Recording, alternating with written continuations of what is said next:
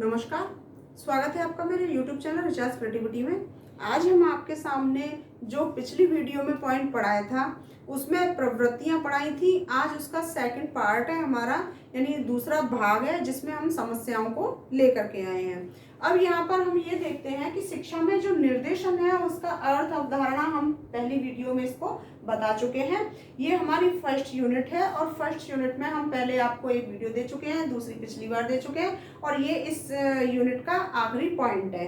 तो यहाँ पर हम लेकर के आए आज इसकी समस्याएं, जैसे कि निर्देशन के सिद्धांत हैं। उस सिद्धांत के अंतर्गत भारतीय संदर्भ में आधुनिक प्रवृत्तियां व समस्याएं, जो कि भाग 2 के अंतर्गत है हमारा।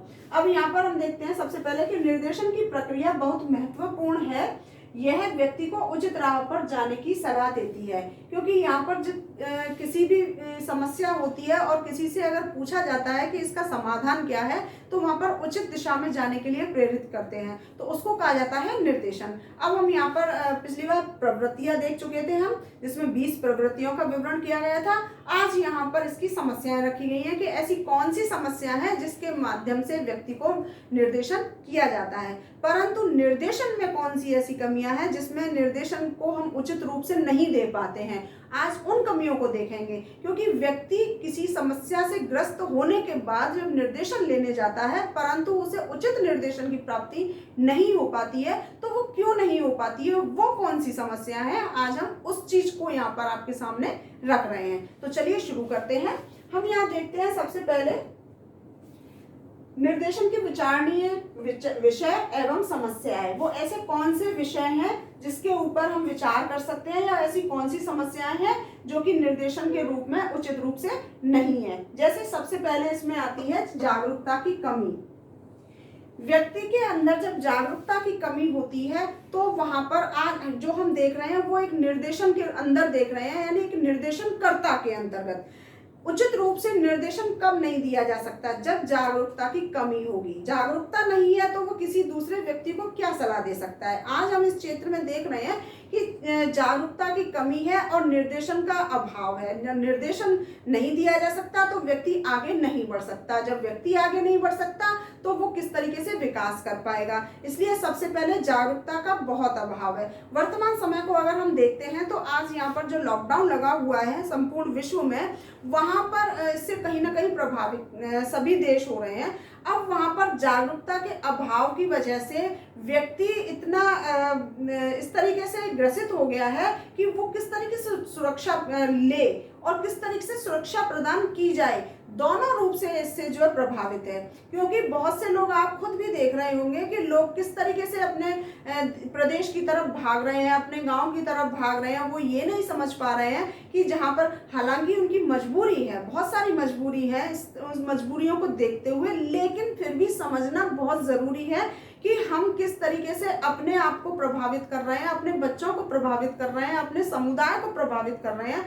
वो एक जागरूकता की कमी की वजह से ये सारी चीजें हो रही हैं। तो ठीक इसी तरीके से जागरूक होना चाहिए। एक निर्देशन इस तरह का मिलना चाहिए कि हर व्यक्ति जागरूक हो और उस समस्या का निदान कर सके जो कि समस्या उसके सामने खड़ी हुई है। दूसरा हम देखते हैं यहाँ पर उपयुक्त प्रशिक्षण का अभाव। उपयुक्त प्रशिक्षण का अभाव इसलिए होता है, अगर हम विद्यालय के अंदर देखते हैं तो आज के समय में शिक्षक जो है बिल्कुल हम उसको निरक्षर नहीं कह सकते, लेकिन वो इस तरीके से ग्रस्त है कि उदासीन है अपने ही कर्तव्यों से, क्योंकि वहां वो पढ़ाना नहीं चाहता। केवल अपना ये दायित्व है कि मुझे विद्यालय जाना है, इतने समय अवधि में रहना है और वापस आ जाना है, ये करना। यानी एक जो लेजी पर्सन होते हैं वो इस तरीके का एक अपने अंदर जो अपना आचरण बना लेते हैं, इस तरह के व्यक्ति अपने दायित्वों को बिल्कुल भूल जाते हैं। तो ये चीज वही है कि उपयुक्त प्रशिक्षण का अभाव।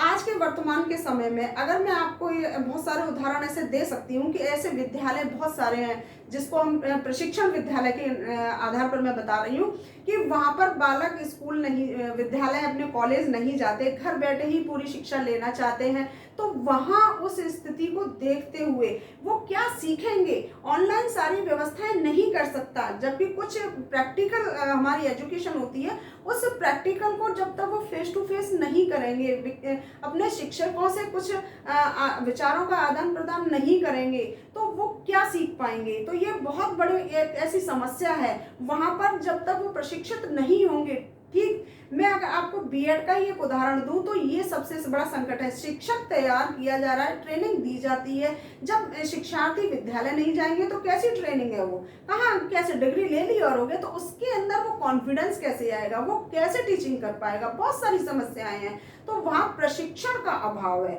तो प्रशिक्षण नहीं होगा तो व्यक्ति जागरूक कैसे होगा। तो यहाँ पर दूसरी समस्या है यहाँ पर उपयुक्त प्रशिक्षण का अभाव। तीसरा देखते हैं कुशल निर्देशकों का अभाव। कुशल निर्देशकों का अभाव इसलिए है कि जैसे यहाँ पर देखा प्रशिक्षण का अभाव है, जब प्रशिक्षण का अभाव है तो यहाँ पर निर्देशकों का भी उचित रूप से जो उनके अंदर आनी चाहिए, जो क्वालिटी उनके अंदर होनी चाहिए, वो आएगा ही नहीं। तो यहाँ पर ये पूरी तरह से इससे प्रभावित है।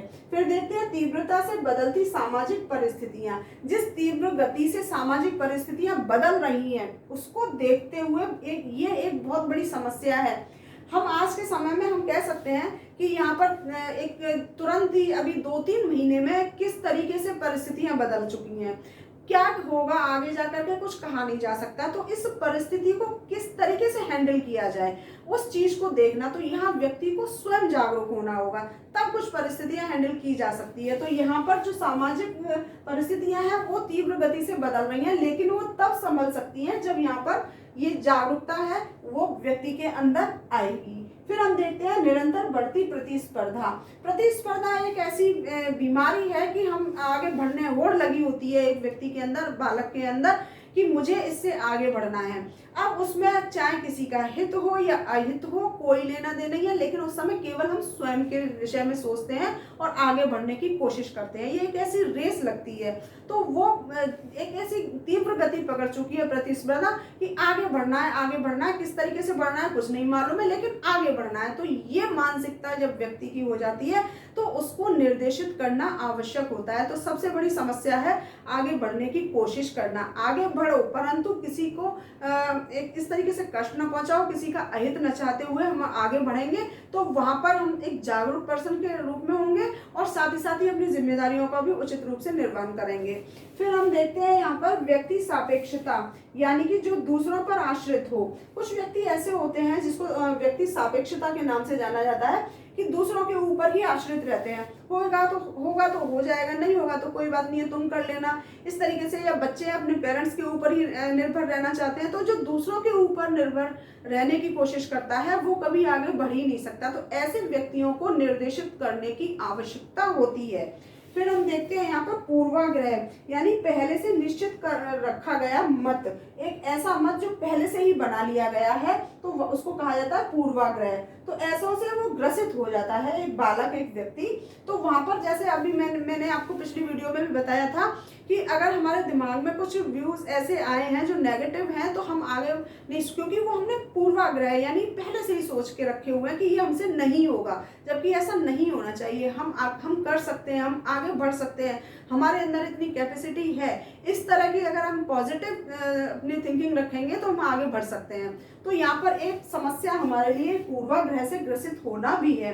फिर देखते हैं व्यक्तिगत विचारधारा। हर व्यक्ति की अलग अलग विचारधाराएं होती हैं, कोई किसी रूप से सोचता है, कोई किसी रूप से सोचता है। एक ही समस्या का समाधान हम अलग अलग विचारों से कर सकते हैं, परंतु उसमें अगर एकता होती है तो उसको हम बहुत अच्छे से हैंडल कर सकते हैं। तो यहाँ पर व्यक्तिगत भिन्नता अलग अलग हो सकती है, मत अलग हो सकते हैं, विचार अलग हो सकते हैं, लेकिन समाधान उसका एक ही निकलता है तो ठीक है। अगर एक नहीं निकलता, विभिन्न प्रकार के मत हो जाते हैं, तो वहां पर समस्या उत्पन्न हो जाती है। फिर देखते हैं प्रोत्साहन का अभाव। आज के समय में प्रोत्साहन देना बहुत मुश्किल का काम समझा जाता है कि हम किसी को प्रोत्साहित करें और वो आगे बढ़ जाए। हम ऐसा नहीं करते हैं। देखा यह गया है कि आज के समय में एक व्यक्ति अगर आगे बढ़ने की कोशिश करता है तो पीछे से दूसरा व्यक्ति उसकी टांग को खींचने में लगा होता है। अगर मेरे नंबर 99 आए हैं तो मुझे इससे 100 लेकर के आने हैं, ऐसा सोचना, ये प्रतिस्पर्धा होती है। तो वहां पर हम जो है प्रोत्साहन का देखते हैं, आगे बढ़ने के लिए प्रेरित करते हैं, तो वहां ऐसा नहीं है, हम उसको पीछे खींचने की कोशिश करेंगे। तो ये एक बहुत बड़ी समस्या है, क्योंकि यहाँ पर व्यक्ति सिर्फ अपने विषय में सोचता है।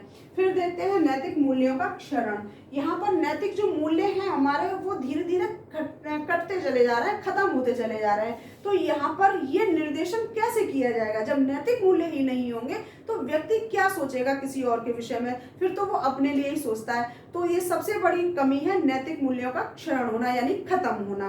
फिर अंत में देखते हैं शिक्षा का गिरता हुआ स्तर। आज के समय में जो हम शिक्षा का स्तर देख रहे हैं वो निरंतर गिरता हुआ क्यों चला जा रहा है? क्योंकि यहाँ पर विद्यार्थी शिक्षा को अपने लिए उचित रूप से नहीं सीख रहा, पाश्चात्य संस्कृति का पूरी तरह से प्रभाव हो रहा है उसके ऊपर, और यहाँ पर एक शिक्षक अपने दायित्व का पूरी तरफ से ईमानदारी से निर्वहन नहीं कर पा रहा है। तो यहाँ बहुत सारी समस्याएं ऐसी हैं जिससे कि शिक्षा का स्तर धीरे धीरे गिरता चला जा रहा है। तो यहाँ इस समस्या से भी हमें निदान पाना होगा। तो इस प्रकार से यहाँ बहुत सारी समस्याएं हैं हमारी जो कि यहाँ पर निर्देशन की प्रक्रिया को प्रभावित करती हैं, और इसका जो हमने आपको समाधान पिछली बार बताया था पिछली वीडियो में, तो यहाँ ये समस्याएं हैं और वहाँ पर प्रवृत्तियां थी कि किस प्रकार से एक निर्देशनकर्ता को होना चाहिए, उसका व्यक्तित्व कैसा होना चाहिए, उसे किस प्रकार से किसी भी व्यक्ति को जो उसके पास समस्या का समाधान लेने के लिए आए तो किस प्रकार से उसका व्यक्तित्व होना चाहिए, इन सब चीजों से आपको अवगत कराया था।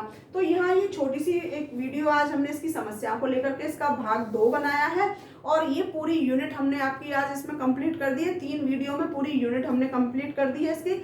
अगली वीडियो में हम जो आपका एक नया टॉपिक लेकर के आएंगे तो वहाँ पर निर्देशन और परामर्श के कुछ रूप होंगे।